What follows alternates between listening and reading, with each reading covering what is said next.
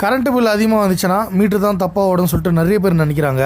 அதே போல் தான் இந்த வீட்லேயும் அது போல் நினச்சி தான் கிட்டத்தட்ட ஒரு 2 வாட்டி மீட்ரு மாற்றிருக்காங்க. அதுக்கப்புறம் நம்ம வீடியோ பார்த்துட்டு நம்மளை கூப்பிட்டாங்க. இந்த வீட்டில் என்ன ப்ராப்ளம் சொல்லிட்டு A to Z செக் பண்ணியிருக்கோம்.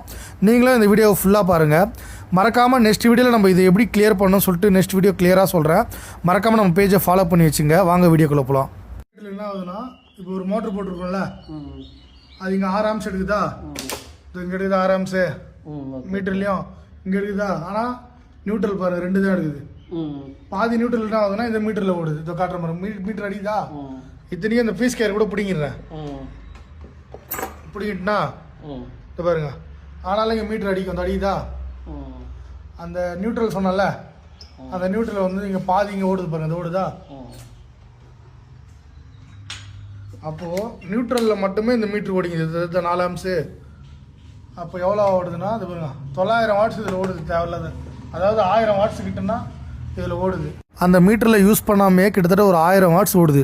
அப்போ டெய்லியும் இந்த மாதிரி ஒயரிங் ப்ராப்ளம்னால தான் அவங்க வீட்டில் 2 மீட்டருமே ஓடுது.